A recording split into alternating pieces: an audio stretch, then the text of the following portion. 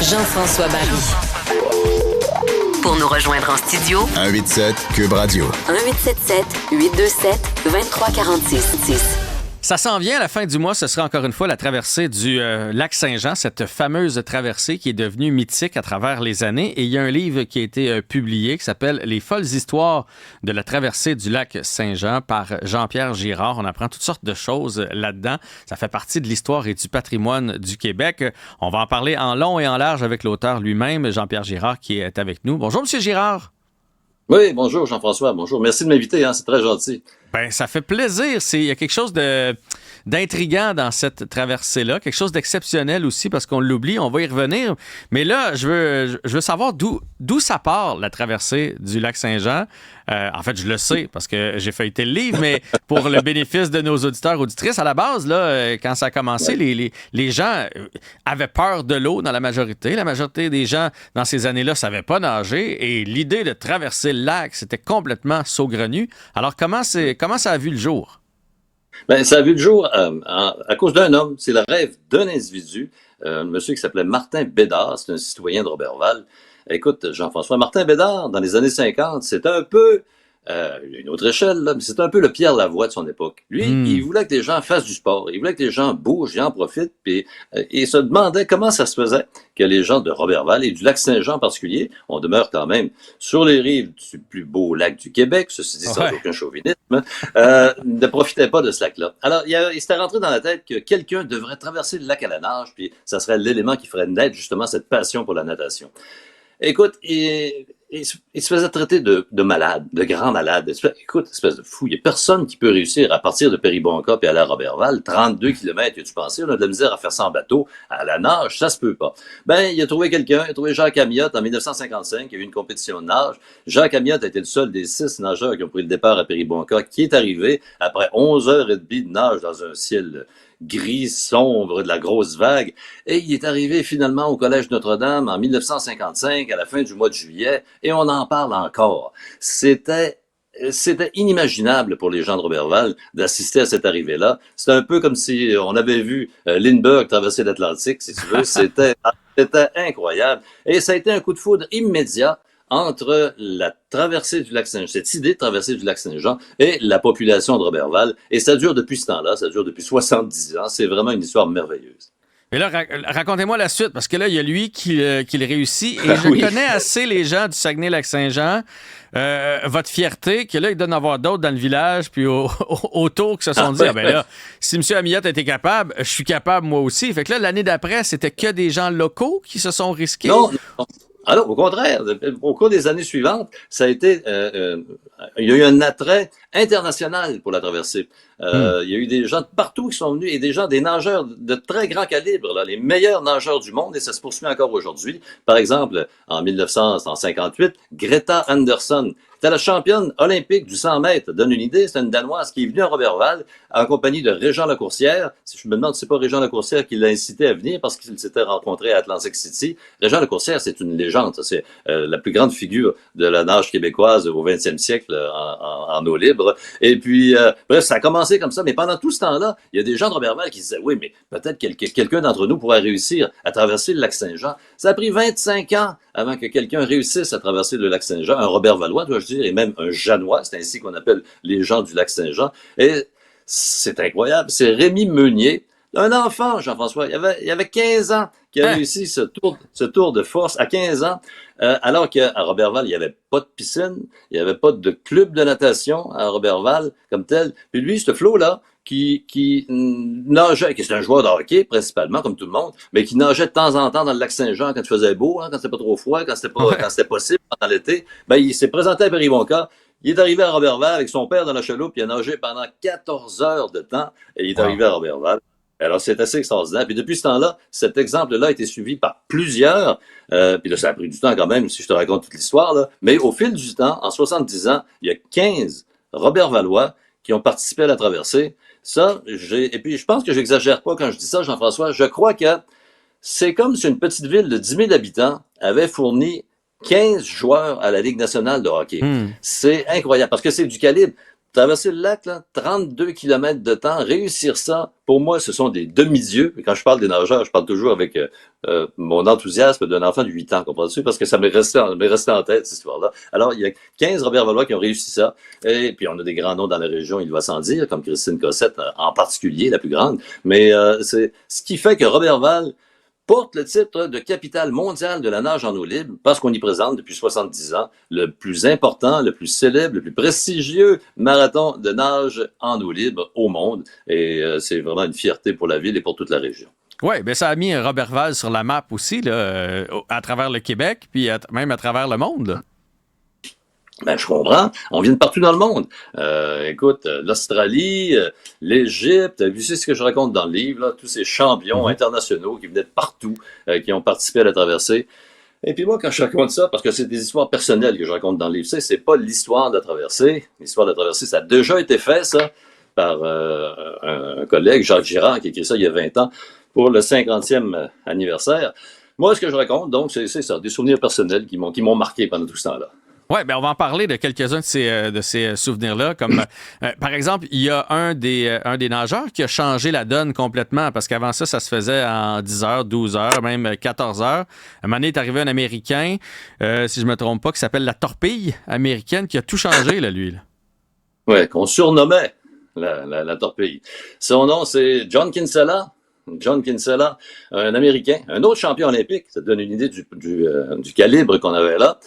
John Kinsella, qui, lui, c'est avant et après John Kinsella. Kinsella a traversé le lac à une rapidité incroyable. Bref, il a réussi la traversée, c'est un record mythique, en 7 heures, 1 minute. Alors qu'auparavant, ça prenait 8h30, 9 heures pour un champion. Dans ses premières traversées, il arrivait avec 1 heure d'avance sur le deuxième qui était là. Alors nous autres, on allait au départ à Péribonka, on revenait à Roberval, on se disait, bon, on a le temps, on va dîner tranquillement, puis ensuite on va aller faire un tour au quai d'arrivée pour voir arriver Kinsella. On est en train de manger, puis à la radio, il annonçait que Kinsella arrivait. Ça n'avait pas de bon sens. Alors, on est arrivé là, à tel point, il a tellement changé la donne qu'il a fallu retarder le départ. Le départ, ça faisait je ne sais plus à quelle heure, le 6 ou 7 heures le matin. Ben là, on a pris le départ seulement 8 heures pour on l'a retardé un peu pour lui.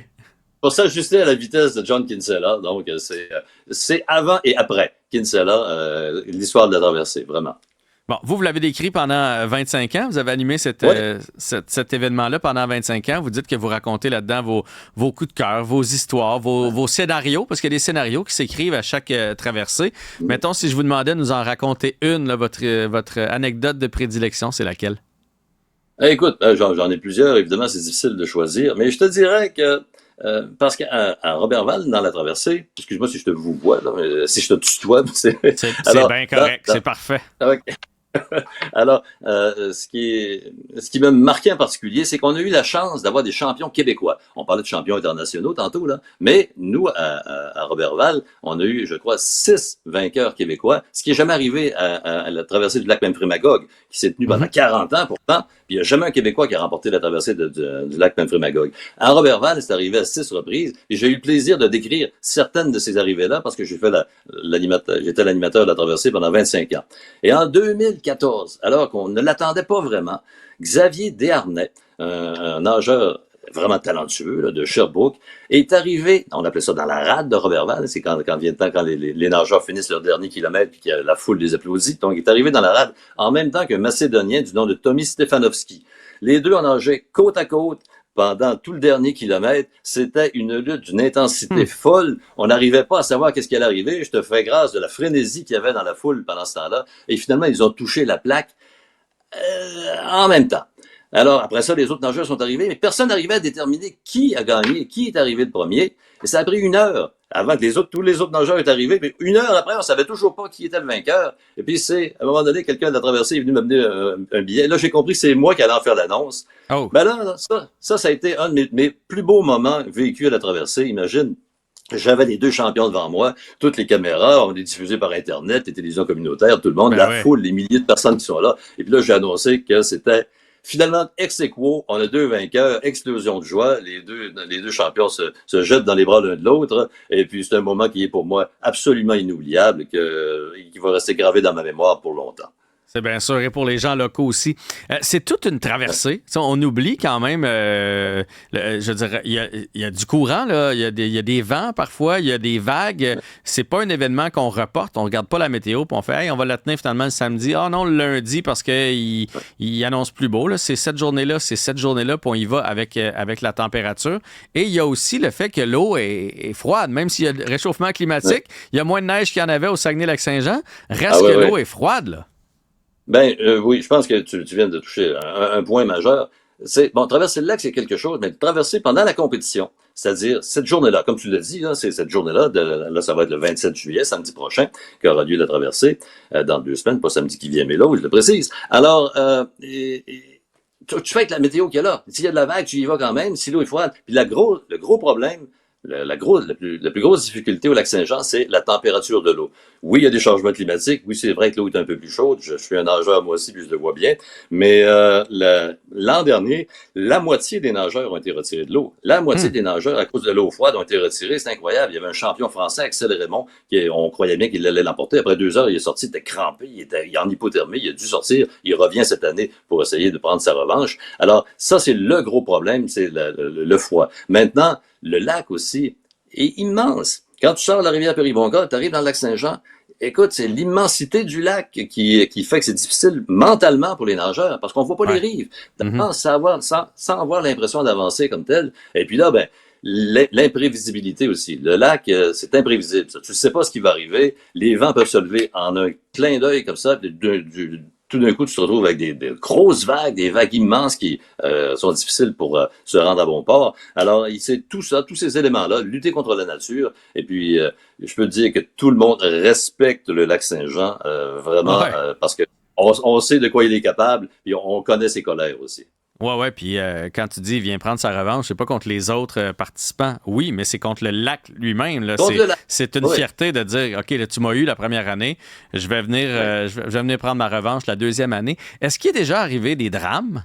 On parle des beaux succès, tout ça, et je sais qu'ils sont accompagnés d'équipes puis tout ça, mais des noyades ou des... Non, heureusement, c'est jamais arrivé. Au début, évidemment, ça se bâtit, ça, une organisation comme ça, une expertise comme ça. Maintenant, on a une expertise à nul autre pareil au lac Saint-Jean pour organiser ce type de marathon. Et en particulier, du côté de la sécurité, c'est bien connu. Mais c'est reconnu par tous les nageurs qui vont partout dans le monde, jusqu'à quel point on connaît ça. Mais effectivement, au fil des ans, on l'a échappé belle. Je veux dire, on l'a échappé belle.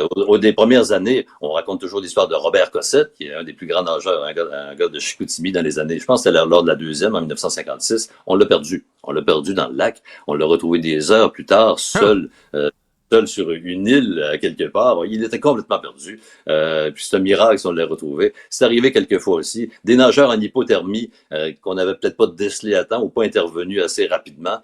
On les a sauvés de justesse parfois. Il y a un grand champion américain, Paul Asmuth, qui raconte que Paul Asmuth qui était le roi du Memphrey Magog aussi. Paul Asmuth qui raconte qu'à Robertval, je sais plus trop en quelle année, en 81 je crois, il a vraiment passé un cheveu de la mort ou de la noyade, mais il a été sauvé in extremis. Aujourd'hui, on est plus conscient de ça. Les mesures sont plus adéquates pour la sécurité des nageurs. Alors, depuis ce temps-là, on nage en toute sécurité, mais c'est le lac, c'est imprévisible, puis on ne sait jamais ce qui peut arriver aussi. Bref, c'est comme ça. C'est pas facile de traverser le lac Saint-Jean. M. Girard, vous êtes un excellent raconteur dans ce livre-là aussi. Donc, on vous invite à vous le procurer et à le lire. Peut-être même aller faire un tour samedi dans 2 semaines. Mais sinon, je vais vous régaler de ces histoires dans ce livre-là qui s'appelle Les folles histoires de la traversée du lac Saint-Jean par Jean-Pierre Girard pour fêter, entre autres, le 70e anniversaire de cette traversée. Un grand merci pour le temps aujourd'hui. Merci beaucoup, Jean-François. Ça a été bien agréable. J'apprécie. Merci pour l'invitation. À bientôt.